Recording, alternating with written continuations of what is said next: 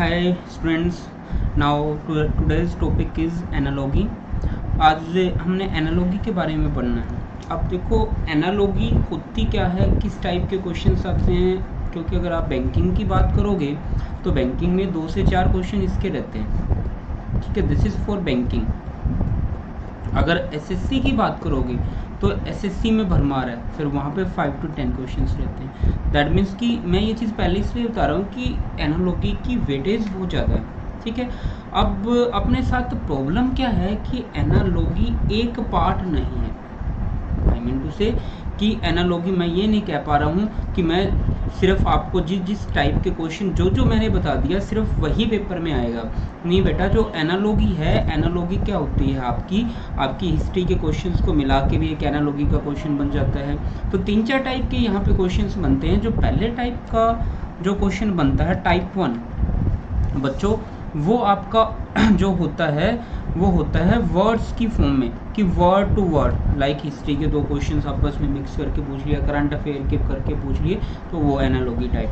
तो दूसरा जो टाइप का क्वेश्चन आता है यहाँ पे वो आता है alpha based question. Alpha based question कैसे, जैसे मैंने कोडिंग डिकोडिंग में आप लोगों को कराया है कि अल्फ़ाबेटिकल जो वर्ड्स थे उनको कैसे सोल्व करते हैं। That means position of A is 1, Z is 26, O is 15, that is the thing, ठीक है। अब नेक्स्ट जो आता है भाई वो आता है थर्ड, ठीक है जी।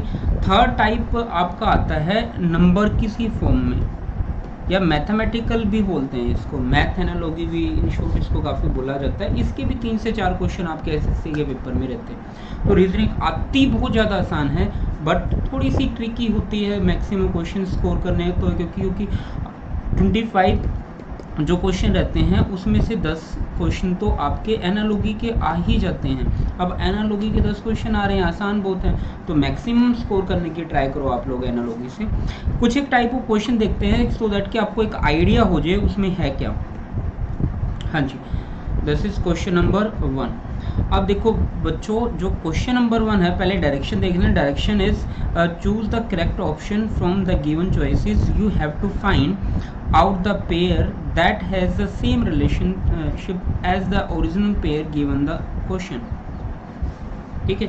वो ये कहना चाहता है कि जो रिलेशन मैंने इस पेयर के थ्रू बना के दिया है, आप लोग नीचे से एक ऐसा ही पेयर मुझे ढूंढ के दो जिसमें सेम रिलेशन बन रहा हो, ठीक है। वही 2 पेयर का एक रिलेशन दे दिया और एक पेयर आपने वहाँ पे जाके ढूंढना होता है, राइट। कई बार इसी क्वेश्चन को ना वो यहाँ पे 4 डॉट ऐसे लगा के और यहाँ पे क्वेश्चन मार्क ऐसे डाल के ऐसे छोड़ देता होता है, ठीक है। ये भी सेम फॉर्म है वो आपकी, जो आपने रेशो प्रोपोर्शन टाइप नहीं देखा था, बट यहाँ पे रेशो नहीं लगता, याद रखना, this is not ratio there, वो सेम रिलेशन आपसे चाहता है। चलो पहले रिलेशन ढूंढते हैं, fish and mermaid, right. Fish and mermaid, देखो जो फिश होती है, मरमेड का मतलब होता है जलपरी, तो ठीक है, फिश को अपग्रेड करके मरमेड बनता है, यानी आधा फिश आधा human, that is called mermaid, ठीक है जी। ऐसे ही बच्चों अगर आप लोग ऑप्शन नंबर 2 देखोगे, यहाँ पे देखो हॉरस, और उसका सेकंड अपग्रेडेड वर्जन क्या होता है, सेनेटर। मतलब आप अगर नार्निया मूवी आप लोगों ने देखी होगी, उसमें क्या होता है, घोड़ा और घोड़े के ऊपर जो फेस है वो ह्यूमन का होता है इन कंपेयर टू हॉर्सेस, ठीक है। तो इन शॉर्ट तो आंसर रहेगा आपका वो क्या रहेगा, बी। तो सेम रिलेशन यहाँ पे बन रहा है, बाकी किसी में कैट लायन वो सब कुछ कहीं नहीं बन रहा, ठीक है। Let's move to question number 2। आपको थोड़ा सा अंदाजा होगा। अब देखो डायरेक्शन सबकी सेम है, तो मैं बार बार डायरेक्शन का यूज़ नहीं कर रहा हूँ क्योंकि वो सबकी सेम रहेगी, वो सेम बातें पूछते हैं। अब देखो इस क्वेश्चन में है क्या, biography is related to autobiography, ठीक है। बायोग्राफी क्या होता है भाई, किसी दूसरे की जीवनी लिखना, किसी सेकंड पर्सन के बारे में लिखना। ऑटोबायोग्राफी होता है अपने बारे में लिखना, अपनी जीवनी इन हिंदी में लिखना, ठीक है। चलो भाई, अब ऐसे ही बच्चों यहाँ पे अगर आप लोग ऑप्शन नंबर डी देखोगे, ध्यान से देखो ऑप्शन नंबर डी, उसमें लिखा है टेस्टिमनी एंड कन्फेशन। कन्फेशन होता है अपने खुद के पाप बताना, कि मैंने ये पाप किए हैं, या in short I mean to say कि खुद के बारे में बताना। ऐसी टेस्टिमनी होता है, अगर आप किसी इंस्टीट्यूट वगैरह पे जाते हो ना, आपसे टेस्टिमोनियन भरवाए जाते हैं वहाँ पे कि यार हमारे बारे में अच्छी अच्छी सी लाइनें हमारी वेबसाइट पे लिखो या एक पेज पे लिख के जाओ, सो दैट हम उसको शो ऑफ कर पाएँ। तो वो क्या होता है, दूसरे के बारे में लिखना। तो सेम रिलेशन है यहाँ पे बायोग्राफी और ऑटोबायोग्राफी के साथ। ठीक है जी, चलो let's see one more question, question number 3। This is, देखो अब ये हिस्ट्री से क्वेश्चन आ गया आपका, जनरल नॉलेज से। अब यहाँ पे जनरल नॉलेज क्या है, kangaroo is related to Australia. Australia का जो नेशनल एनिमल है दैट इज कॉल्ड कंगारू। आप लोगों को पता भी होगा कि अभी अभी न्यूज़ में कितना रहा है, तो it's some kind of current affair also. क्योंकि देखो अभी ऑस्ट्रेलिया वगैरह में जो फायर वगैरह हुई थी उसकी वजह से कितने सारे कंगारू की डेथ हुई थी, बहुत ज़्यादा फेमस क्वेश्चन बना रहा उस टाइम पे ये। तो kangaroo is related to Australia, तो सेम हमने नीचे ढूंढना है नेशनल एनिमल। तो वेल तो नहीं होता किसी का, एलिफेंट नहीं है भाई। अब इंडिया का पिकॉक उल्टा हो गया। चलो जी, अब अगर ध्यान से देखो, ये वाला ऑप्शन नहीं है, ये वाला ऑप्शन नहीं है, ये वाला ऑप्शन नहीं है, तो बचा क्या अपने पास, नन ऑफ दिस भी हो सकता है, बट आंसर सी है। सी होने का रीज़न क्या है, पेंगुइन अंटार्कटिका, पेंगुइन का जो है अंटार्कटिका का नेशनल एनिमल है, दैट इज राइट। तो ये चीज़ क्या है आपकी, बिल्कुल सही है बच्चों। तो आंसर क्या रहेगा, सी। चलो जी next, let's move to next question. हाँ, अब देखो ये इंग्लिश का जो है क्वेश्चन आ गया थोड़ा जनरल सेंस के ऊपर। वेन एंड कलर, वेन होता है फिक्का, colourless, I mean to say colourless, और कलर होता है कोई भी colour, like I am using red pen और blue pen, black pen, any colour, ठीक है, वो कलर यहाँ पे मतलब उस चीज़ से है। तो जो कलर और वेन यानी कि फिक्का जिसमें कोई कलर ही ना हो, एक कलरफुल, ठीक है जी। ऐसे ही बच्चों अगर आप लोग ध्यान से ऑप्शन नंबर अगर सी देखोगे, अगर आप लोग ऑप्शन नंबर सी देखोगे, this is called insipid and flavour. अब देखो इंसिपिड क्या होता है कि ऐसी चीज़ जिसमें कोई भी फ्लेवर ना हो, कोई भी टेस्ट ना हो, टेस्टलेस बोलते नहीं कि मम्मी कोई टेस्ट तो आ नहीं रहा खाने में, तो टेस्टलेस, ठीक है राइट, इंसिपिड।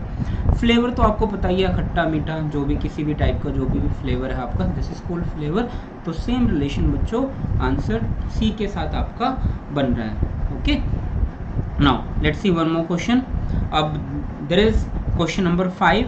अब इसमें देखो कहता क्या है बच्चों, क्या रहा है, tree is related to sapling. पहले आपको सैपलिंग पता होना चाहिए।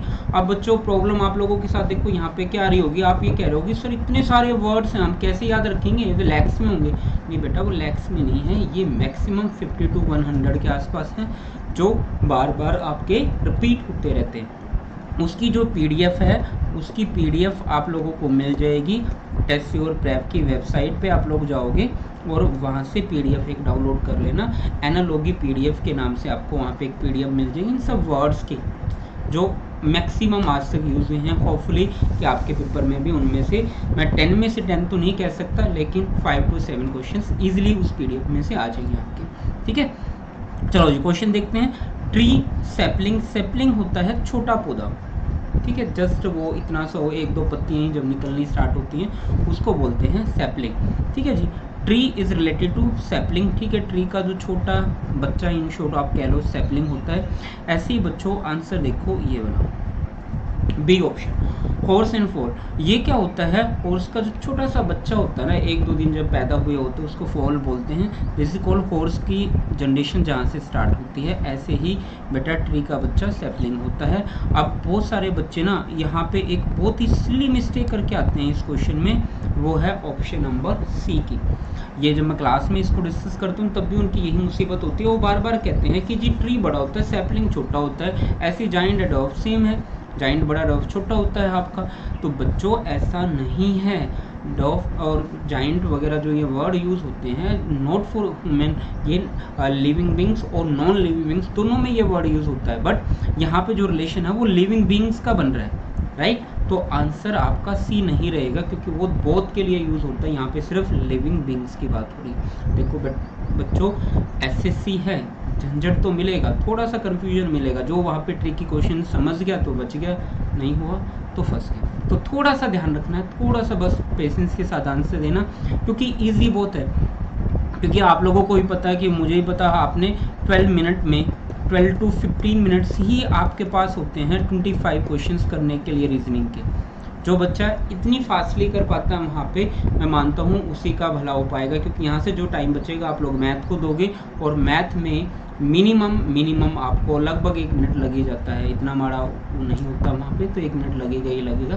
तो मैक्सिमम टाइम वहाँ पे दोगे आप लोग, तो यहाँ से जितना टाइम बचा सकते हो बचाना। अब बचाने का मतलब ये नहीं है कि आप लोग ऑप्शन ही ना पढ़ो और जल्दी से आगे भाग लो, तो एक एक ऑप्शन ध्यान से।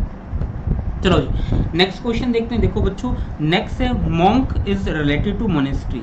ठीक है जी, मॉन्क जहाँ पे रहते हैं उसको मोनेस्ट्री, आप तिब्बत वाली साइड जाओ या लद्दाख वाली साइड जाओ, वहाँ पे देखोगे दुनिया भर के मोनेस्ट्री वगैरह आपको मिलेंगी, बहुत फेमस भी है, आप वहाँ पे जाकर देख रहे हो। ठीक है, ऐसे ही मॉन्क रहते हैं मोनेस्ट्री में, तो बच्चों सेम रिलेशन बनता है nun and convent. Calcutta side जाओ वहाँ पे आप देखोगे नन एंड कॉन्वेंट दुनिया भर के वहाँ पे मिलेंगे आपको। ठीक है, अब ऐसे तो बच्चों आप लोग बोलोगे जी हाँ पीजेंट एंड विलेजेस, ठीक है, ये भी रिलेशन बिल्कुल ठीक है, पर बेटा बच्चों ऐसा नहीं है, यहाँ पे बात हो रही है रिलीजियस पॉइंट ऑफ व्यू से।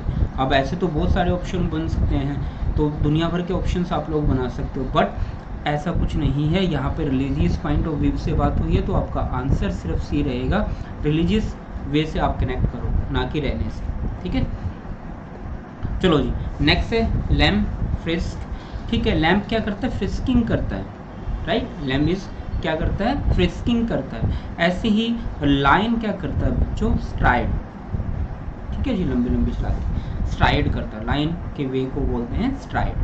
ठीक है जी, now let's move to question number 8। Next देखो, हाँ ये काफ़ी कॉमन सा क्वेश्चन है, कूल फिजिट। देखो बच्चों कूल क्या होता है, हल्का सा ठंडा, और फिजिट होता है जमा हुआ, बिल्कुल जमा हुआ बर्फ टाइप। ठीक है, ऐसे ही बच्चों अगर आप ऑप्शन नंबर सी देखोगे, टैपिड एंड टोरिड। टैपिड होता है जब देखो डॉक्टर बोलता है ना यार हल्का सा गर्म पानी लेकर, ल्यूक वार्म वाटर, उसको बोलते हैं टैपिड वाटर। अब ये क्या होता है, टोरिड होता है उबला हुआ, बिल्कुल उबला हुआ पानी। ठीक है जी, तो रिलेशन बिल्कुल सही है, तो आपका आंसर क्या बनेगा, सी बनेगा। चलो जी नेक्स्ट। अब बच्चों ये जो क्वेश्चंस थे आपके, ये सारे के सारे किसकी फॉर्म में थे, वर्ड्स की फॉर्म में थे। अब बच्चों मैं चाहूँ तो प्रैक्टिस इसकी और भी करा सकता हूँ 50-100 क्वेश्चन लेके, बट उसका कोई भी बेनिफिट नहीं है। इससे बेटर वे है कि मैं आपको इससे रिलेटेड एक PDF आपको दूं जिसमें ये सारे के सारे वर्ड्स हों वहाँ पे, और वो वर्ड्स आप लोग याद रख पाओ, क्योंकि जो मैं क्वेश्चंस करा रहा हूँ जरूरी नहीं है वो पेपर में आएंगे, बट उससे रिलेटेड ज़रूर आएंगे। तो आप लोगों ने इस PDF को देखना है। इसमें से मैं 10 में से 10 क्वेश्चंस तो नहीं बोल सकता, बट 5 और 4 बेस्ट। ठीक है जी, चलो थैंक यू सो मच बच्चों, ये था आपका first type. Let's meet with the second type.